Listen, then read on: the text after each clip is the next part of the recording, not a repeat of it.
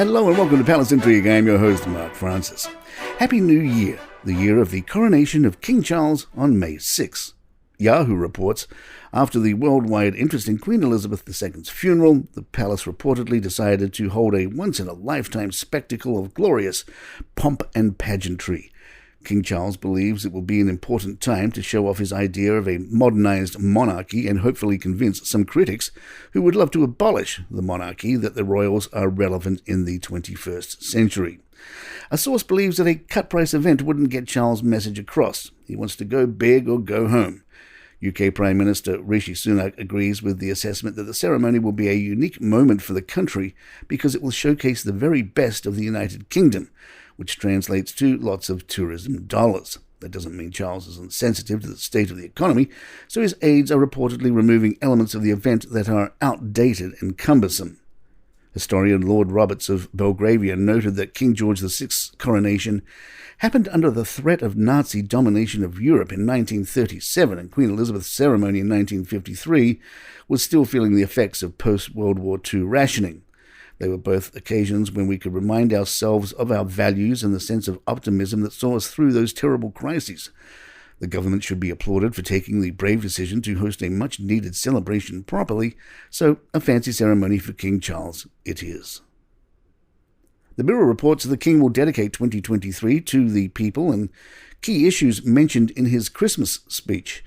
His Majesty is set to make visits to hospitals and care centres to show support for hero NHS workers, while members of the royal family will also support the most marginalised in society affected by the cost of living crisis.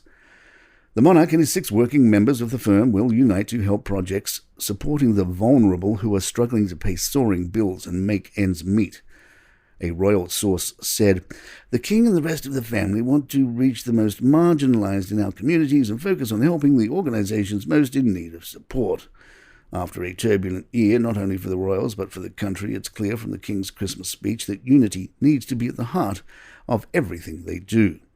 In December, the King gave funds, including a substantial personal donation and a grant from the Prince of Wales Charitable Fund, to buy fridges and freezers for food banks. From Fox News, the former chaplain to Queen Elizabeth II warned that the multi-faith multiculturalism of King Charles III threatens to destroy his own house and put an end to the British monarchy. Gavin Ashington served as chaplain to the Queen from 2008 to 2017, reacted to the King's Christmas speech and told GB News, "I think that if this slow movement into multiculturalism and multi-faith goes on, we'll lose the monarchy, because in the end, I don't think it will be true to itself. The problem is that it's a bit like watching a wonderful ship that's hulled beneath the waterline slowly sink, and at some point, what you want to do is to stop it sinking and make sure it floats. I don't think the monarchy can float if it becomes a multicultural, multi-faith monarchy. The problem is you're either a defender of the faith or you're not," he said, referencing the oath of the British monarch takes to defend the Protestant religion. "There's so much about Christianity that is just directly responsible for our way of life in our culture, so the problem that we're having at the moment is that Christianity is under assault. Now the question is, what does a Christian king do about that? Does a Christian king save Christianity?